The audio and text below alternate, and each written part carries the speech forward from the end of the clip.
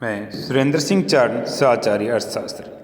आज हम देखेंगे मांग की कीमत लोच का अर्थ, मांग की लोच को मापने की विधियां। सबसे पहले देखते हैं मांग की कीमत लोच का अर्थ कि किसी वस्तु की कीमत में आनुपातिक परिवर्तन के फलस्वरूप उस वस्तु की मांग की मात्रा में होने वाले आनुपातिक परिवर्तन को मांग की कीमत लोच या मूल्य लोच कहते हैं। इसके लिए सूत्र निकालते हैं मांग की कीमत लोच। तो मांग की मात्रा में आनुपातिक परिवर्तन बटा कीमत में आनुपातिक परिवर्तन। यहाँ आनुपातिक परिवर्तन निकालने के लिए डेल्टा x अपॉन एक्स बटा डेल्टा p अपॉन p, इसको डेल्टा x अपॉन एक्स ये पलट के ऐसे लिख जाएगा p अपॉन डेल्टा p। तो इसे delta x upon delta p upon x। यहाँ डेल्टा x है मांग की मात्रा में परिवर्तन, x है प्रारंभिक मांग की मात्रा, डेल्टा p कीमत में परिवर्तन और p प्रारंभिक कीमत। मांग की कीमत लोच हमेशा ऋणात्मक होती है क्योंकि मांग वक्र ऋणात्मक डालगा। जो मांग वक्र की आकृति होगी नीचे ऋणात्मक हो जाता हुआ होता है, अतः मांग की लोच हमेशा ऋणात्मक होती है। अब हम देखेंगे मांग की लोच की श्रेणियां।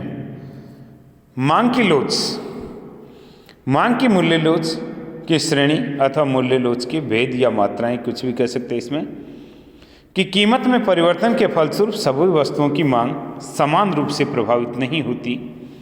कुछ वस्तुओं की कीमत में थोड़ा सा भी परिवर्तन उनकी मांग में बहुत अधिक परिवर्तन को जन्म देता है, जबकि कुछ वस्तुएं ऐसी होती है जिनकी कीमत में बहुत अधिक परिवर्तन होने पर भी उनकी मांग में परिवर्तन बहुत कम होता है।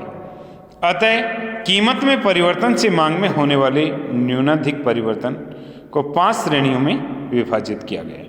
देखिए इसकी मांग की लोच की जो 5 श्रेणियां निकालें उसके लिए हम एक चित्र इस तरीके से ले सकते हैं। ये डायग्राम होगा, एक लाइन इधर से डाल दें, दूसरी इसको, ये हमारे पास ये लाइन होगी, दूसरी एकदम ये पूर्णतः लोचदार की p अनंत की होगी, ठीक है। ये पूर्णतः बेलोचदार की p = 0। एक बिल्कुल इसके बीचों बीच में डाल सकते हैं, वो इकाई के बराबर लोचदार होगी, इकाई के बराबर लोचदार होगी, और इस दोनों के बीच में इकाई से अधिक लोचदार, और इन दोनों के नीचे आएगी तो इकाई से कम लोचदार होगी। तो इस तरीके से 5 रेखा चित्र हम बना सकते हैं।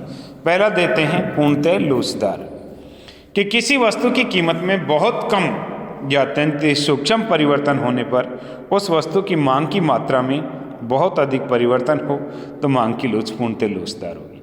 और इसके लिए वो एक्स अक्ष के समानांतर वक्र बनेगा, जिसमें कीमत को थोड़ी सी घटा दी जाए या थोड़ी सी बढ़ा दी जाए तो मांग की मात्रा में बहुत अधिक परिवर्तन होगा। दूसरा है अत्यधिक लोचदार या इकाई से अधिक लोचदार, कि किसी वस्तु की कीमत में आनुपातिक परिवर्तन के फलस्वरूप उस वस्तु की मांग की मात्रा में कीमत से अधिक आनुपातिक परिवर्तन हो तो मांग की लोच इकाई से अधिक लोचदार होगी।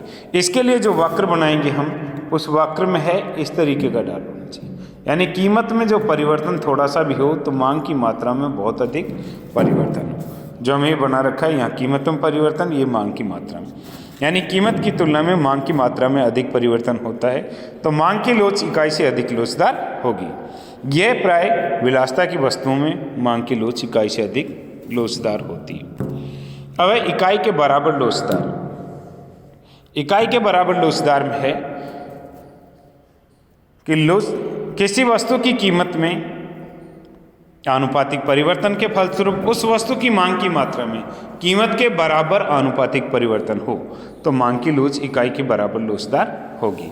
ये आरामदायक वस्तुओं में मांग की लोच प्राय इकाई के बराबर लोचदार होती है। इन दोनों जैसे पॉइंट जो हम लेते हैं, एक पॉइंट ये ले ले इसके सामने, तो इनके बीच में इस तरीके से वक्र जो खींचेगा वो होगा मांग की लोच इकाई के बराबर लोचदार का। इस मांग वक्र पर AP = 1, मांग की लोच इकाई के बराबर लोचदार होगी। यहाँ कीमत और मांग की मात्रा में एक जैसा परिवर्तन होगा। इकाई से कम लोचदार, इकाई से कम लोचदार, कि किसी वस्तु की कीमत में आनुपातिक परिवर्तन की फलस्वरूप उस वस्तु की मांग की मात्रा में कीमत से कम आनुपातिक परिवर्तन हो तो मांग की लोच इकाई से कम लोचदार होगी। यहाँ हमें जो वक्र बनेगा वो इस तरीके से होगा कि नीचे की ओर जाता बेलोचदार आकृति का होगा। यहाँ अनिवार्य वस्तुओं में मांग की लोच कम लोचदार होती है, जहाँ कीमत में अधिक आनुपातिक परिवर्तन होगा और मांग की मात्रा में कम आनुपातिक परिवर्तन होता है।